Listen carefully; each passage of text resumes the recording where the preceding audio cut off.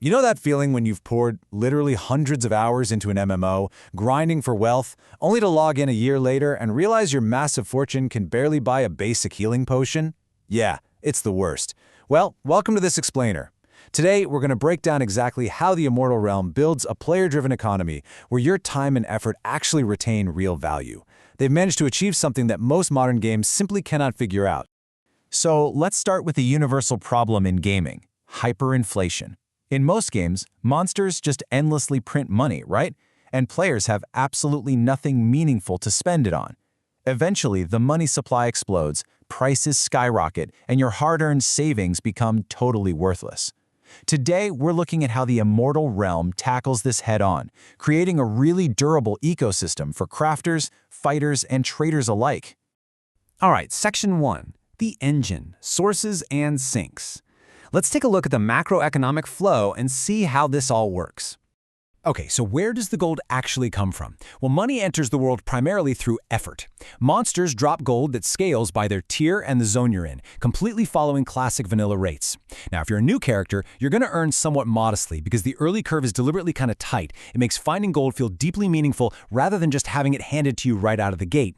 You also get quest rewards, which mix gold with the shard's unique playtime currency, time tokens. But the real wealth generation? That comes from interacting with the game's systems, crafters selling gear, completing bulk order deeds, or braving the high-risk, high-reward PvP zones of Felucca for massive gold piles and rare items. But hey, printing money is only half the equation, right? You have to destroy it. And this brings us to their brilliant solution for inflation: massive, mandatory structural gold sinks. If you want to fight, your gear breaks. That's a painful 2,000 to 5,000 gold per hour in repairs for a serious PvE player. Want to own a house? You're paying weekly upkeep. Want a vendor? Daily fees. Even casting a simple recall spell burns through costly regions like Black Pearl and Blood Moss. The economy is basically constantly taxing your actions. Because of those strict sinks, we get this really fascinating financial reality. A typical mid-tier character's operating cost takes up about 40% of their gross income. It genuinely takes money to make money here.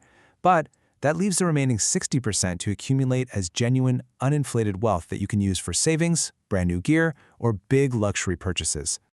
Moving on to Section 2, the goods. Crafted gear versus loot.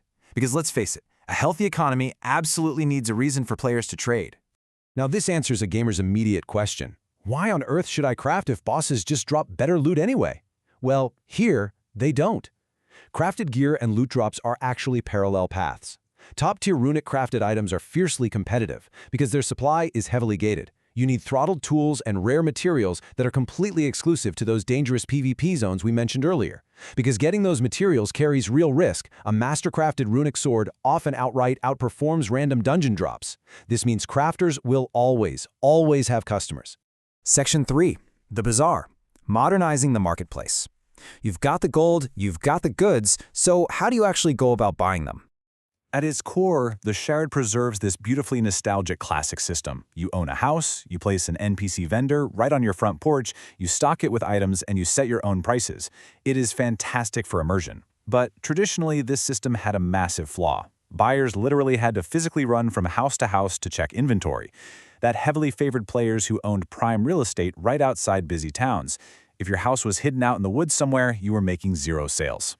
So to fix this without breaking that awesome immersion, the Immortal Realm completely revolutionized the trading layer. They integrated a live web market browser where you can search every single active vendor on the server, completely leveling the playing field for all sellers.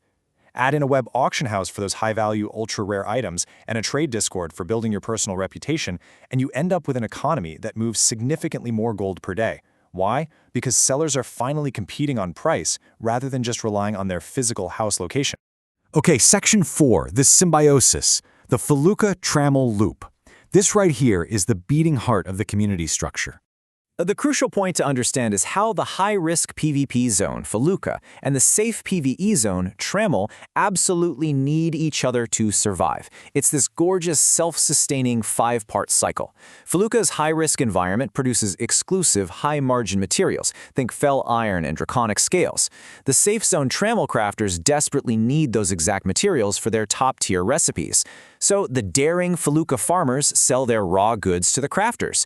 The crafters then forge that into incredible gear and sell it right back to the fighters. And finally, those fighters use the gear to farm more gold, which fuels their next purchase. The risk takers and the artisans are economically chained together. If one group vanishes, the whole ecosystem just stalls out.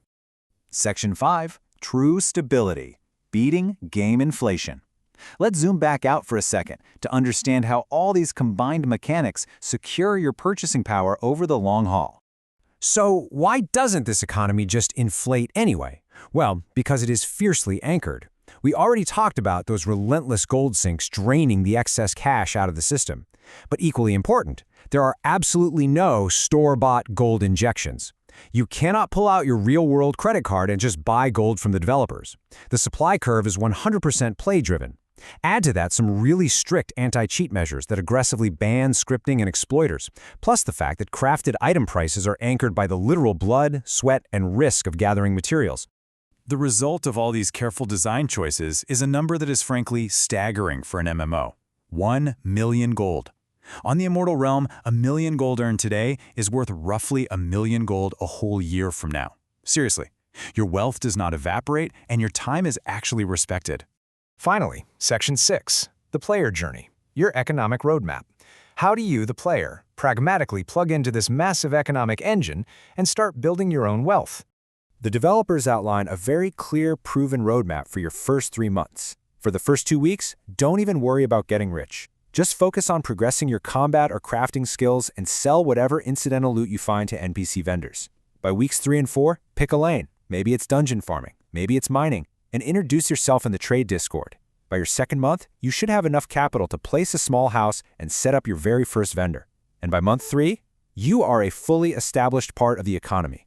Following this timeline ensures you build durable wealth and genuine social reach, rather than just endlessly grinding all alone in the woods.